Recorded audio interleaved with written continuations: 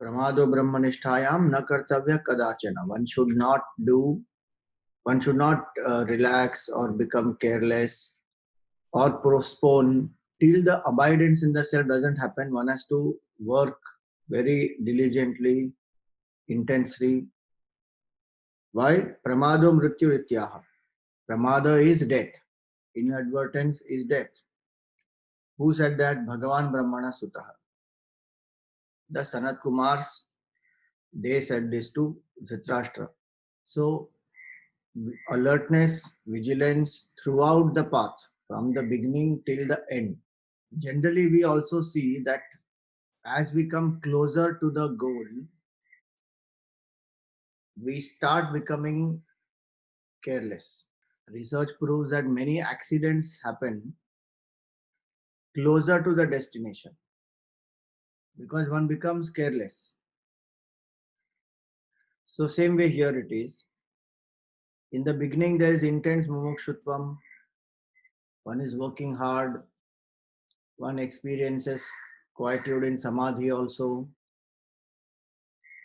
Then somewhere one can become careless. The joy of samadhi one has experienced, so one feels the sense that, I am such a great meditator, I am getting into samadhi also. I think I am just going to arrive very soon. So the ego thoughts can come very fast. That's where he's saying the alertness, that one has to consciously maintain that awareness all the time that I am Brahman and nothing else. Any form of ego thoughts are a bondage. So total alertness, that's why this section is called total vigilance, its price. The price to realize the supreme truth is total vigilance. Against this ego thoughts rising. They can rise in different forms at different times. And hence alertness very, very crucial. Same thought he continues in the next one.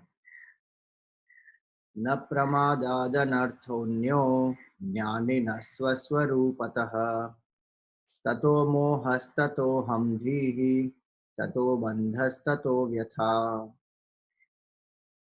So he says, na pramadad anartho anyaha. There is no other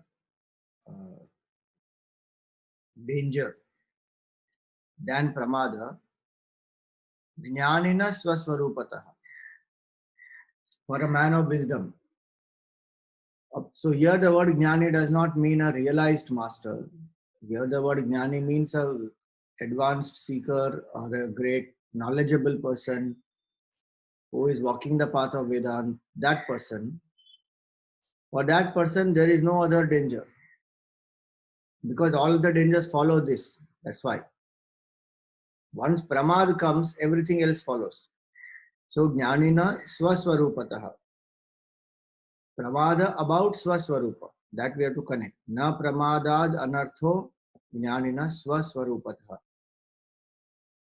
About one's own nature. When I forget that even a little bit, in Bhakti Shastra also the same thing is said. Tad vismarane parama vyakulata.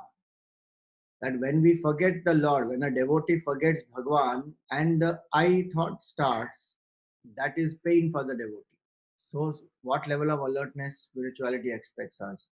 24/7 to keep thinking about Bhagwan or the self or to have Sakshi Bhav, which is why it becomes more challenging. It's not difficult to do, it is actually our nature. Sakshi is our nature. But today it has become our nature to think about I thought. So to say, to experience this state of egolessness, to be aware of that state of egolessness throughout the day, today appears challenging. But if we actually think about it, there are only two choices. Either I think of the ego or I think of the supreme truth or the reality and play the role in the world, knowing very well I am not this. It is not, the third option is not there. I will not have any thoughts at all through the day. The thoughts are going to be there. Now the thoughts can be about the ego, or the thoughts can be with alertness. I play the role, knowing well I am not that ego. Only two options. Either ego thoughts or thoughts of the truth or God. No other thoughts. There's no other option, sorry. So one who understands this very well, it may be difficult or challenging for us because we are not used to holding on to that. Ego thought is more easy to identify with because it is tangible, it is gross. I can see the body also. The feelings of the mind I can experience. The thoughts in the intellect I can see, I can go through. So I know thoughts, emotions, action is tangible. Entity is also tangible, Mr. So and so. That Brahman appears to be intangible, though it is that because of which everything else is tangible and functioning. So when one has studied well, properly understood there is that pure consciousness and that alone is my nature, then pramada is the worst danger. Because knowingly now, I'm letting this tamas come into the mind, that I'm dropping this awareness of the truth and choosing the ego. So what happens with that pramada? Tato moha, then delusion starts. Tato ahamdi, egoistic thoughts will rise more and more. Then bondage, then misery. So why is pramada the greatest danger? Because from pramada comes delusion. From delusion comes egoistic thoughts. From egoistic thoughts come the bondage. From there is misery. So what we have seen as ignorance of the self, forgetfulness of the self, that is pramada. That leads to this moha, that I am this body. Once I feel I am this body, then that ahamdi, the egoistic thoughts, they will start rising. I'm fat, I'm tall, I'm young, I'm handsome, I'm thin, I'm happy, I'm sad. All those thoughts which are psychological thoughts which describe me. We are not talking about functional entity. But the psychological thoughts by which I derive my identity, without which I feel I am nobody. All those psychological thoughts are called ahamdhi because it's in our buddhi, the I thought. And this I thought, once I identify with one equipment and feel I am this, then bandha. Why? Because when I feel I am this, then I will feel incomplete. To feel complete, according to my vasana, some karma will happen. So I become a karta, I become the bhokta, I will have karma phala asakti, agitation, fear, anxiety. And when the karma phala comes, then I will get bound to that. If it is favorable, greed will come, delusion will come, intoxication will come. If it is not favorable, anger, jealousy, and then I have to experience the results of it. All will not come in one life. So then keep taking life after life. So it starts from pramada. That's why it says pramadad anartho anyaha na jnanina. There is no other danger. So as we grow higher and higher in any, suppose even in a field of music, art, sports, everywhere, alertness plays a very, very big role to achieve the highest state in any field also. After a point, skill is not required. One has perfected and mastered the skill. What is required is the level of alertness of the mind. How alert that person is. And alertness means ego goes away. How much that person can lose the ego, that level of alertness is high, that level of performance also will be high. Because the infinite functions through the individual. The individual limitation is put aside. And constant awareness of the infinite is what makes that action brilliant. And hence here it is that Pramadad anartho anyah jnaninaha swarupatah na. There is no other greater danger. So what does that mean? How do I keep maintaining that alertness? In the language of devotion, it is hold on to the name of the Lord, invoking devotion.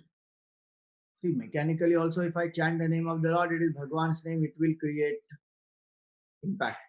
But when I constantly invoke devotion and then chant the name, the bhav in which I remain, that bhav is important. It is not repetition of only the thought. That can be a beginning point, but it is the bhavana. Right now there is Dehatma Bhav. That is the Hamdhi. I am Mr. So and so is a Bhav. It's not mechanically I am thinking I am ego. Does anybody mechanically think of themselves as ego? If they mechanically thought of themselves as the ego and all the egoistic thoughts were mechanical, very easy it is to destroy. No problem. Why? It is very mechanical. But right now it is not mechanical. It is reality with feeling I am having. I am this. And any little bit of uh, discomfort or unfavorable result comes, the feeling of disappointment comes. Favorable result comes, feeling of excitement comes. So this whole thing is sustained on that bhav. It is not a mechanical thought. To replace that, a mechanical thought will not work. In fact, ego will work on that mechanism to make it mechanical. So Bhagwan's name becomes mechanical. Any sadhana, it will make it mechanical. Why? Because it does not want to lose its existence. And it becomes mechanical because of lack of devotion. Otherwise, it cannot become mechanical. Gurudev taught the Gita for 42 years every single evening. Anything mechanical about it? No. He loved it. So every single day, consistently, he did. No mechanicalness at all. He enjoyed it. Same way, when I love the Supreme, when I love the Lord, when I love the self more than the ego, the secret is there only. Gurudev loved the Gita more than himself and the body's condition also, and the uh, challenges of maintaining an organization, such a huge one. In spite of all that, his love for the Gita, love for Hindu revival, love for nation building was so high that all these challenges put aside. When he talks on the Gita, nobody will know that his heart is working only 16%. Nobody will know the amount of work he has to do tirelessly, politics he has to handle, the amount of fund pressure that is there. Nothing will be known. Why? Because the love for the knowledge is so much. So when we find such a thing, either a noble cause for Karma Yoga, or I love the Lord more than myself, or Sakshi Bhav. See, that word is very nice. No, it is Sakshi Bhav because it is a feeling. Now don't imagine again feeling meaning, oh, Sakshi is a truth beyond feeling also. So how is it Sakshi Bhav? The point to mention here is this, that it is not a mechanical thought that, okay, I am Sakshi, I am Sakshi, I am Sakshi. No, no. It is done with great vigilance, great alertness, with so much of value to it. Like in the Bhajagovindam also, in the 30th verse, what does Shankaracharya ji say? Pranayamam pratyaharam nitya nitya viveka vicharam japya sameta samadhi vidhanam. 5 sadhanas he says. Pranayam, pratyahar, withdraw the senses. Nitya nitya vivek vichar. Do the discrimination between real and unreal. Japa, remember the name of the Lord constantly. And samadhi, absorb the mind in that. But how to do all that? Kuru avadhanam, mahad avadhanam. Do it with alertness and great alertness. That means this, don't allow this ego thought to come inside. I am doing this, I am progressing well, this is very nice for me. I will get realization faster than somebody else. So many types of I thoughts will come in. So with great vigilance, which means what? More and more absorbed in the ideal. The way to remain alert is that to hold on to one sadhana which I can maintain, with which I can let go of the ego and maintain the thought of the truth or God through the whole day with feeling. That's the key. That's how one becomes alert. Guru avadhanam, mahad avadhanam. With great alertness, one has to do. Whenever the ego thought arises, I don't have to fight it because fighting it will strengthen it. What do I do? With effort, again, focus on the name of the Lord or the Sakshi Bhav or the ideal, anyone. Lose oneself again into that. Again, it rises. See, that is going to happen because past karma is there, vasana pressure is there. It will rise. Every time it rises, I don't fight it, I don't indulge in it. Then what to do? Remember the ideal again, remember the Lord again, remember Sakshi Bhav again. That's all I have to do.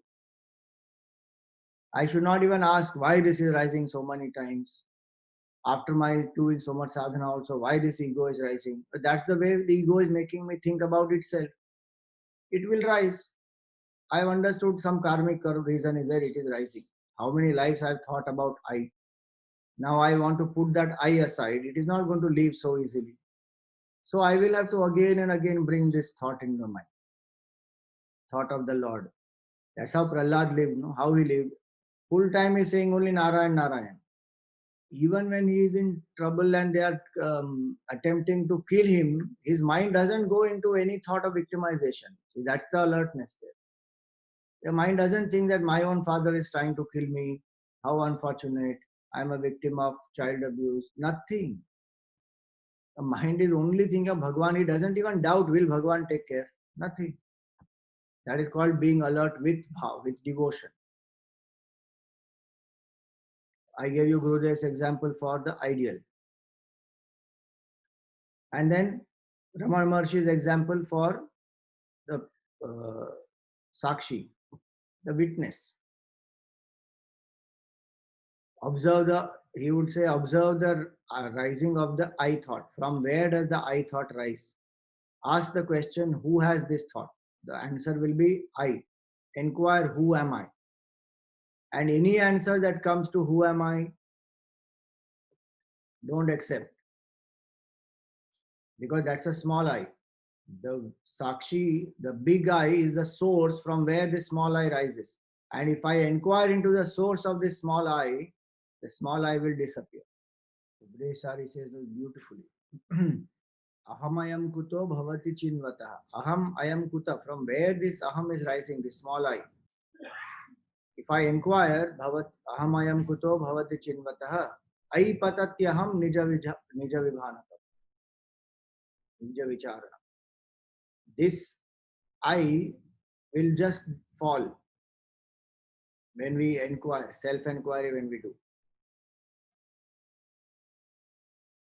Ahaminashabhaj aham taya spurati hrit swayam parama purna sat. And when the small I dissolves, is there a blank? No. He says, spurati hrit swayam param purna sat. In the heart, the supreme bliss will just manifest as though. Spurati. Spurati doesn't mean it was not doing spurna till now and now it is doing. No, it was always there, but I was not recognizing because I was stuck with this ahamdhi, with this small I thought. So in all the three ways, or a combination also if we like, at different times people want to do different things. Combination also one can try. But one sadhana becomes a main sadhana. The others can be helping now and then if required. But one sadhana one has to hold on to, that is the main sadhana. Suppose we say name of the Lord throughout the day, from the beginning of the day when I wake up to the night when I sleep, every single moment, as much as I can remember Bhagwan with bhav, I have to remember.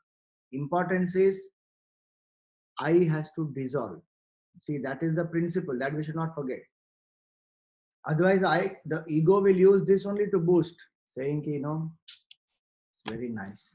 Now I am able to maintain the thought of Bhagavan for 10 hours in a day. Earlier, not even 1 hour was happening. Now 10 hours it is happening. So now I has got boosted instead of getting low. No, but what is wrong if I functionally think about it? It starts like that only many times. This I thought. So what if I'm remembering Bhagavan 10 hours a day? What should the devotee feel? It is Bhagavan's grace that I am able to do. Full stop. Where is this I?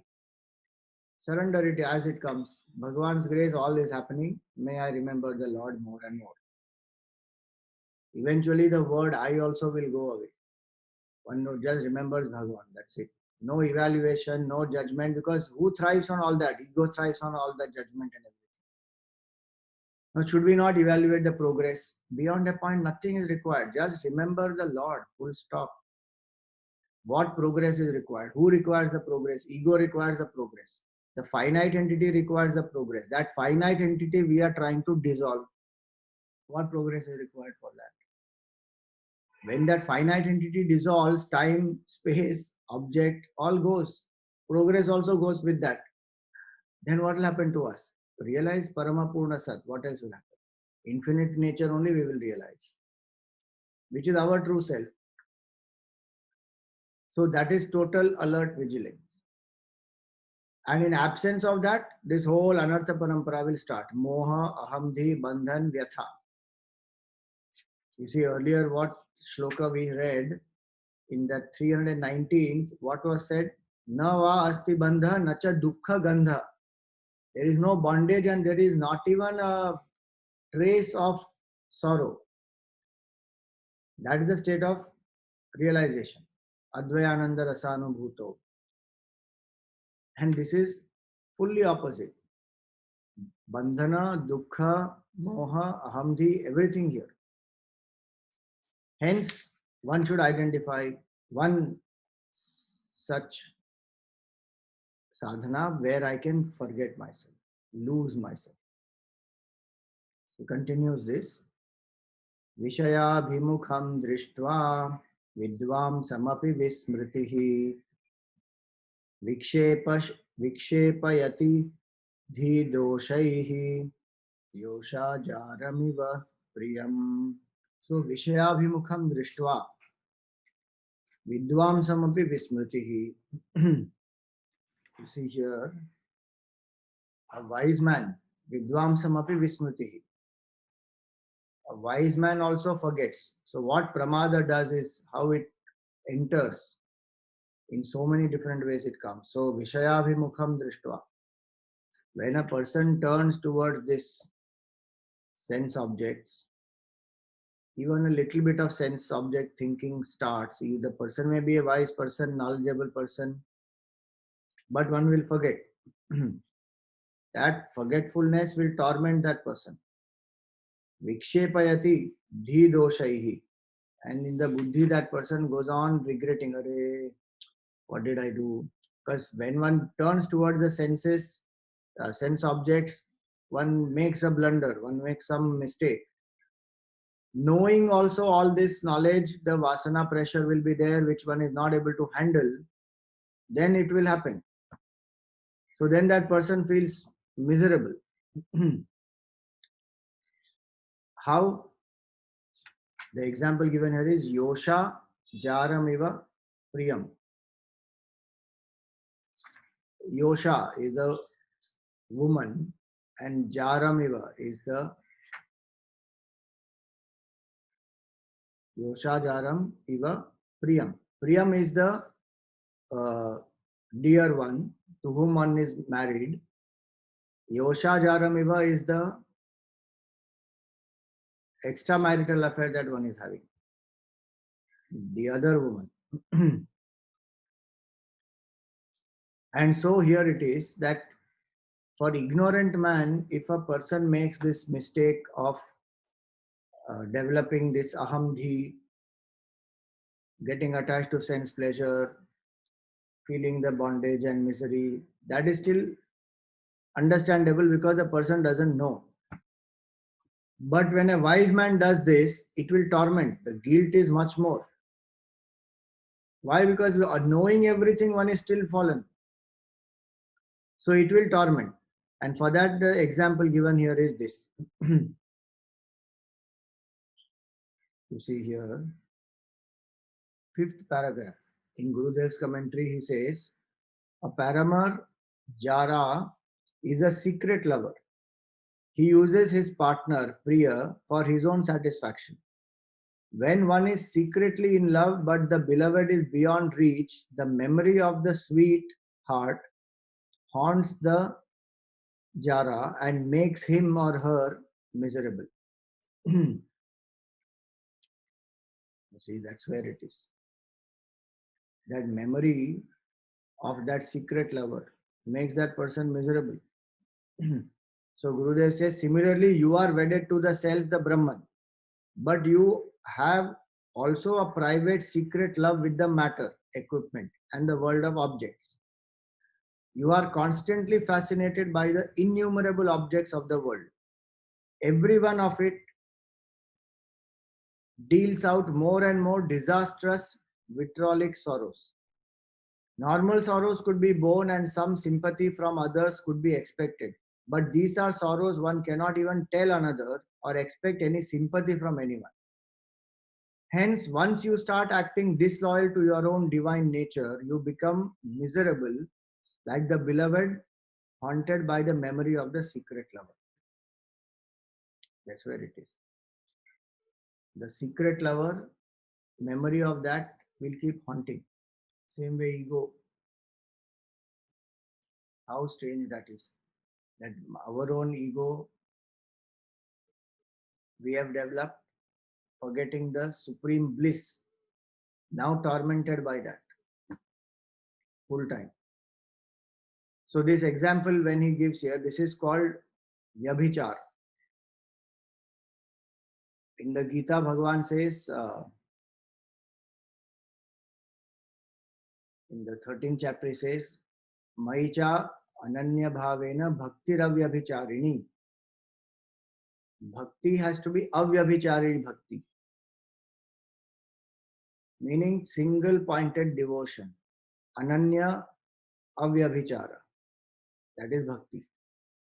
Single pointed devotion where one doesn't think anything else and where one knows that Bhagwan is the greatest and there is nothing greater than the Lord and everything else is by His grace only.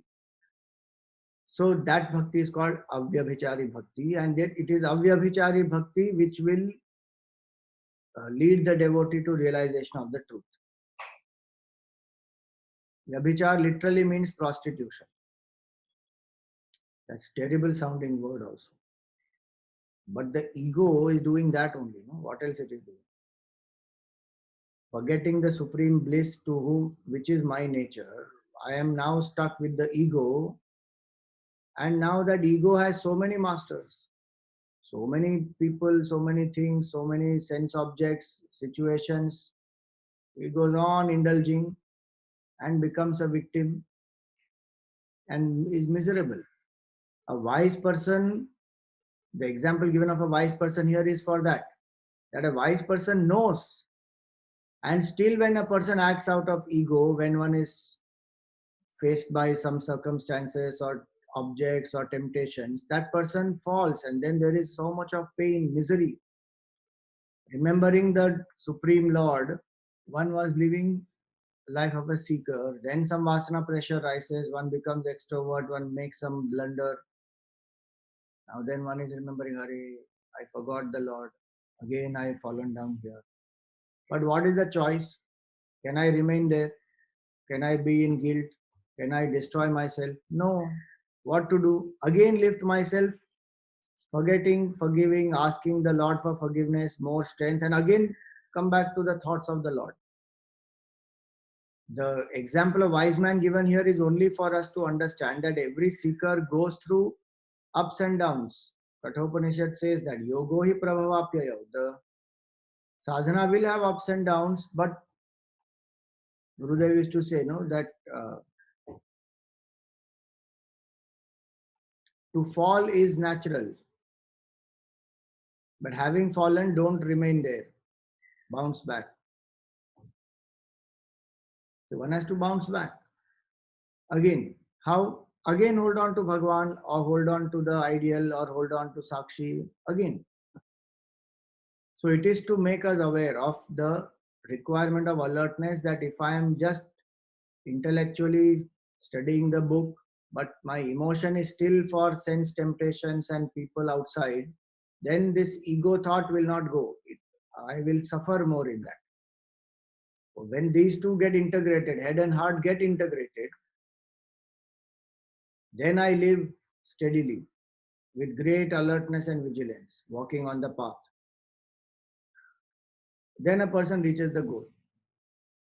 Anytime the fall happens, one of the reasons why the fall happens is head and heart would have got split, which is why Satyam as a value is so important for a spiritual seeker, because what makes that split, anything that makes this split in doing what I am doing is split from what I know. So knowing doing split when it happens, that I know something but I'm doing something else. That split is the cause of sorrow. Seeker has to live with integration, walk the path. Only when the mind and intellect is integrated, ego becomes thin and can disappear. If the mind and intellect are separated, ego thrives on that only. Because then the thoughts of ego will keep coming. So I know what is the truth, but I tell the lie.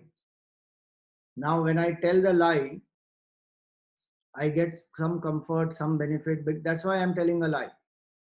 Now, when I tell a lie, the mind is already occupied by enjoying this pleasure, the benefit that is coming out of telling a lie. But the intellect knows what is right and that I have cheated, I have told a lie. Now the intellect will indulge more and more in self-condemnation. What a fool you are. In spite of knowing all this, how did you act like this? Next time one wants to take up a resolve, the intellect says you cannot do anything. So willpower goes down. So both these, mind and intellect, happily engage a person in egoistic thoughts. Bhagwan is forgotten. In between, one may think of the Lord and say, oh Lord, please forgive me. But if one is not properly alert and one is not uniting the head and heart, again the split will happen, again the person falls. So the need for vigilance, that's the point here. That how alert, vigilant I should be, that what I know, what I speak, how I act, all must be same. So that is another way to create vigilance. Is there alignment in my thoughts, emotions and actions? If the alignment is there, ego will be very less. Surrender that ego to the Lord.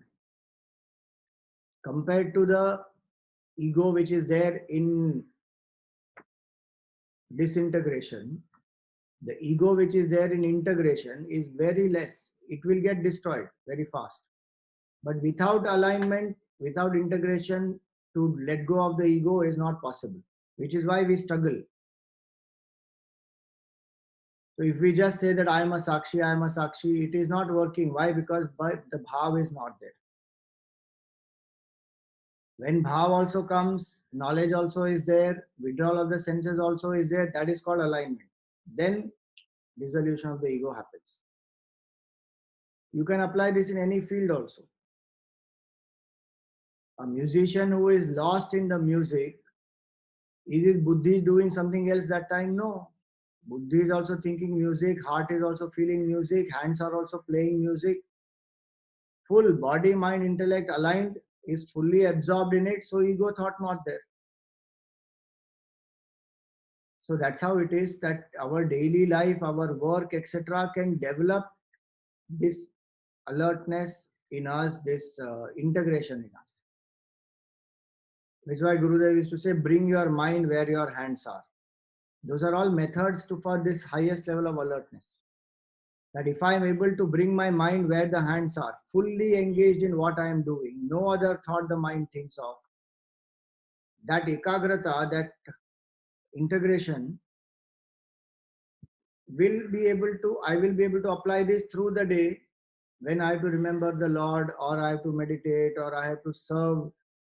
Throughout the day, I will be able to hold on to that. Self forgetfulness becomes easy. So now that is the need of this alertness here, that how we will be, how a person is tortured by the thoughts of the beloved. In the same way, when a person becomes tempted by sense objects, then the thoughts of the ego will torment the person. Though my nature is pure happiness, I will be tormented by these egoistic thoughts.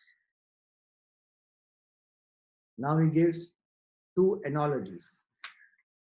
In this 324 and 325, there are two analogies. See, all these are to strengthen this point of alertness.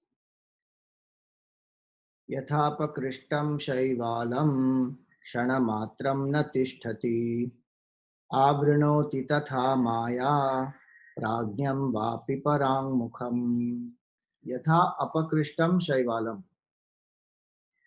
When the moss which gathers in a still water, when we remove the moss as though put it aside, not taken it out and put, but if you move with your hand, you put the hand in and you try to move the moss and you leave it, Shanamatram na tishtati. Will it remain there? You put the hand, remove it and take out your hand.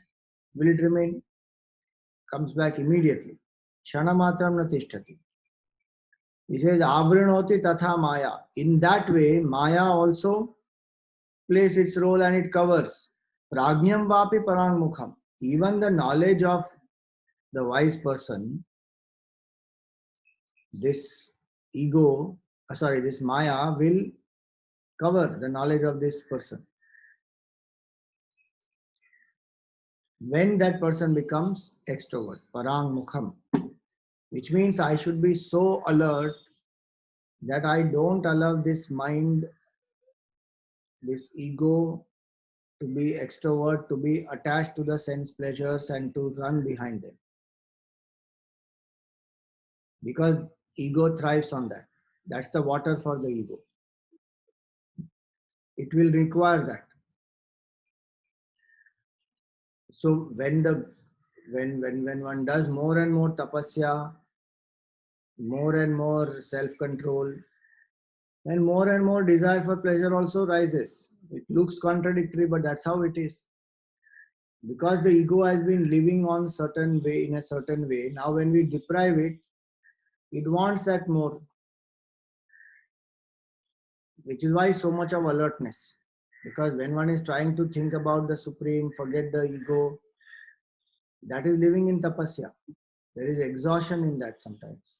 Because mentally one has to be so alert. Now when one is exhausted, what will one do? One wants to relax. Take it easy. Which is why he's saying this pramada should not happen. And where will one relax? Through some sense enjoyment. It need not be something immoral. Earlier example is something immoral. That is a example given for another context, where one is pained by the remembrance all the time.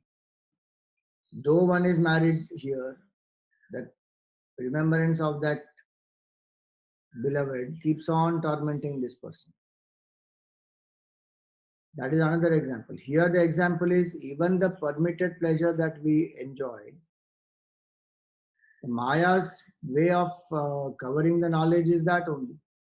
That permitted pleasure, suppose it is coffee or anything, sweet or movie or spending time with some people, anything it can be, which is nothing wrong, harmful in that sense, immoral in that sense. But even that one, the ego thrives on that. See, these are to warn. If one says, but in today's life, I cannot live without any of this, one will grow. Like we have grown to live without any childhood toys, we will also grow to live without any of these sense temptations, which is why Vivek, Vairagya, those things were said earlier. Those qualities, when we cultivate, then this becomes possible.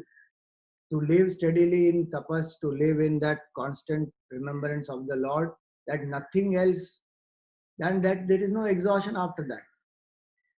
So actually speaking, when one is living in the state of integration, when one is living in remembering the Lord, when one is living with complete surrender, that is more relaxing, really speaking. To maintain the ego, to live at the egoistic level, to continuously be tormented by the ego, that is more exhausting. But this is called Maya. No? Moha and Maya is this only. Makes us see the opposite. What is really exhausting is egoistic living. What is really relaxing is the life of self forgetfulness and surrender, where this ego loses its existence. But today, when I have been living with ego, that has as though become my normal state. And to do sadhana, to remember the Lord, that is a lot of effort. So where I feel I am putting a lot of effort, I am getting exhausted. But if I apply discrimination properly, I will understand that there is much more effort to remember the ego. No, no, Swami, that comes very naturally to us. That is not natural at all. What exhausts and tires us is this egoistic thought only. When ego is not there, how much one can do, so much more. Even at the body level, you see the limitations of the body are put aside and one is able to do so much. A mother who loves the child has no ego because in love the ego has disappeared, can sacrifice, do so many things for the child. All limitations of body, mind, intellect all go away. Only when she remembers her body, mind, intellect, then she will feel exhausted. Otherwise, the body keeps going. How many freedom fighters gave up their life? Bhagat Singh did not eat for some 90 days. 90 days. And still the struggle was going on in the prison. He was not, you know, inactive. 90 days, no food, but the love for the country is so high. In that one forgets body, mind, intellect, absorbed in that struggle for the freedom. So that is actually the state of effortlessness, of relaxation, of joy, of rejuvenation, is the state of egolessness. But today it is the opposite. This is appearing natural, that is appearing difficult. So whenever I'm trying to do tapasya to hold on to that, then I feel tired and then one indulges. So prajnam vapi parang mukham. If a little bit extrovert one becomes, one may put efforts. The example given here is of the moss. With effort, one has put aside the egoistic thoughts. Then one says, "बहुत मेहनत हो गया." One lifts the hand a little bit. Immediately, the whole thing comes back. How many different ways the ego will come inside? In our Puranas, so many stories are given for it. How that subtle thought of ego came and then one falls. Just to illustrate this point, that let the ego not come in. The Ramayana also gives that example. Gurudev is to give this Vedantic symbolism. That 13 years, Bhagwan Ram, Sita, Lakshman, they were in the forest. Those 13 years passed on very well.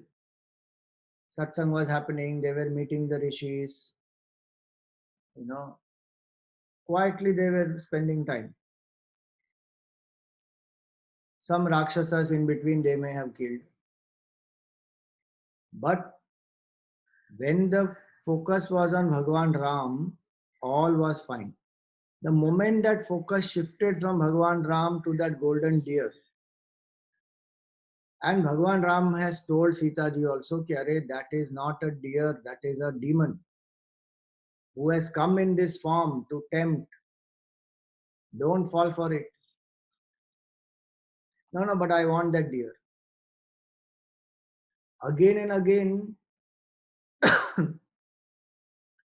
So that is how it is. The temptation happens, the mind loses the focus, and then the Lord has to go behind it. That story we know. Same thing happens in our life also. Ramayana is one example. Sati story also is like that. Sati and Shivji, They were married. Daksha Prajapati doesn't like Shivji, so he organized a yajna specifically to insult Shivji by not calling him. And Shivji knew very well he did not want to get into any of these games. So he was sitting peacefully. Now Sati is seeing everybody going there through the aerial route, all the devatas, everyone is going there. So she says, "Come on, let us also go." He says, We are not invited, let us be here, be happy. But it's my own father's house, why do we need invitation? So he says, "You go if you want to, I am here only." She goes. When she goes there, she finds that there is no seat kept for him at all. Wantedly, everybody else was invited, preparations are done, and the father did not receive her also. The mother received her. Somehow, the father didn't look at her, bother about her, and she understood that this is wantedly done to insult Lord Shiva. Now she cannot go back. She feels sad, that my husband told me this and still I made this blunder. And in that anger there, Daksha Prajapati, she was very angry with Daksha Prajapati. What does she do? She immolates herself. Then she is born again as Parvati, as the daughter of Himavan and Maina Rani. And then she does the tapasya to merge back with the Lord. So that journey is the separation of the jiva from Shiva and again the union of the jiva with Shiva. So many examples like that, so many stories are there where the subtle ego comes in and then one falls from the grace. All that happens. So here he says, Yatha apakrishtam shaivalam. Little bit effort, with great effort you move this whole mass away. What is the symbolism of the moss here? The attachment to the BMI. The 5 layers which are covering us, no? They are like the moss. With great effort, one puts that aside. And then what happens? Avranoti tatha Maya. Again, Maya brings it back with some temptation, some vasana pressure, whole identification again comes back. What has to be done? The solution is lift that moss and throw it out. Not remove it. It will again come back. Take it out of the whole thing. Throw it out. Till that is not done, don't rest. That is the point. What was said in the first verse now in this section? Brahmanishtayam. Pramado Brahmanishtayam na kartavya. What is the second example? That we will take up in our next class, which will be on Monday. There were some questions yesterday. Today we will end with that. When we describe a jnani as compassionate, nirahankar, nirmamaha, without raga, dvesha, etc., are we referring to his ahankar or his sakshi swarup? We are referring to the what we call the purified intellect, as well as to the what we call falsified ahankar. We are referring to the entity, Mr. So and so, because Sakshi Swarup is same for everybody, and that Sakshi Swarup is not being addressed. We are addressing that entity which is functioning. So when we say Swami Chinmayananda is compassionate or Tapovan Maharaj lived in tapas, what are we referring to? We are referring to that entity. But that ego is not like our ego. That ego is a falsified ego. They know that it is not real. Like the actor knows that the role he is playing is just a role that the actor knows. So when we look at the actor and we say, what a beggar he is. Whom are we referring to? Are we referring to Amitabh Bachchan as the billionaire, or are we referring to the role? We are referring to the role. But we know that that role is not that. Amitabh Bachchan also knows that the role is not that. That is his experience. But for you and I, it is real. So when we say that we are referring to whom, Ahankar or Sakshi Swarup, it is neither Ahankar nor Sakshi Swarup, it is Badhit Ahankar. That entity which is functioning there, which is actually a false entity. The truth is Satchidanand, but Satchidanand is beyond all attributes. And there is no duality of the world and the individual and God. In that, there is no duality. So this referring to is always at the finite level. So when we refer to whom, we refer to the individual. But who is that individual? Mr. So and so is just a role that person is playing. That person knows that he is Satchidanand. So we are referring to that because Sakshi doesn't have anything. Sakshi's quality is just witness. It will witness Ahankar also, it will witness Nirahankar also, it will witness Rag Dvesh also, it will witness absence of Rag Dvesh also. So we are not referring to Sakshi Swarup. We are referring to the falsified ego. Second question. Is Jivan Mukti from the standpoint of Ahankar alone? Is absolute moksha possible only from the standpoint of Sakshi? Of course, Jivan Mukti is from Ahankar standpoint because Ahankar is bound, so then Ahankar will be liberated. The Atma is Nitya Mukta, Nitya Shuddha Buddha Mukta Swarupa all the time. Atma is never bound, Atma will never become free. The notion is that Atma has become bound, which is Ahankar. So that notion has to be dropped. Any Jivan Mukta will realize that I was always free. Like the waker is always on the bed. Nothing has happened to the waker at all. Bandhan is from the dream character standpoint. Mukti is also from dream character standpoint. Jivan Mukta has no, Jivan Mukti is from the standpoint of ego only. That which is bound will get free. That which was ever free, there is no question of bondage. Is absolute moksha possible only from standpoint of Sakshi? That question only I am not understanding. Sakshi standpoint, moksha means what? I mean, Sakshi is always experiencing moksha all the time. So in this, the moksha is an object. The nature of Sakshi is mukti.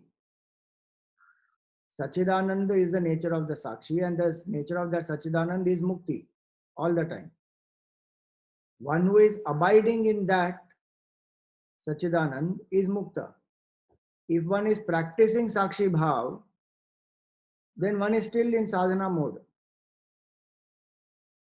So Sakshi cannot, we cannot say moksha is from standpoint of Sakshi. Sakshi Bhav also dissolves in mukti. When the person realizes I am Sachidanand, there is no Sakshi Bhav. That is it is called mukti, no? So Okay. Sakshi is a sadhana level. Third question. Does being extrovert necessarily mean being involved with the world, or is it falling from Sakshi to the level of Ahankar level? Does withdrawal mean withdrawal from Ahankar? Yes. It does not mean only falling to the world level or enjoyment, but even to the level of Ahankar. That also is extrovertedness only from this standpoint of pramada, what we are talking, alertness and inalertness. That also is extrovertedness only. Does withdrawal mean withdrawal from Ahankar? Yes. Withdrawal from Ahankar and complete dissolution of Ahankar. Is Jivan Mukti the knack of oscillating between Sakshi and Ahankar? No. Jivan Mukti is beyond Sakshi, beyond Ahankar. Sakshi Bhav also goes. That is Jivan Mukti. Okay. Thank you, Swamiji. Om Purnamada Purnamidam Purnat Purnamudachyate Purnasya Purnamadaya Purnameva Vashishyate. Om Shanti Shanti Shanti. Harihi Om Shri Gurubhyo Namaha. Harihi Om.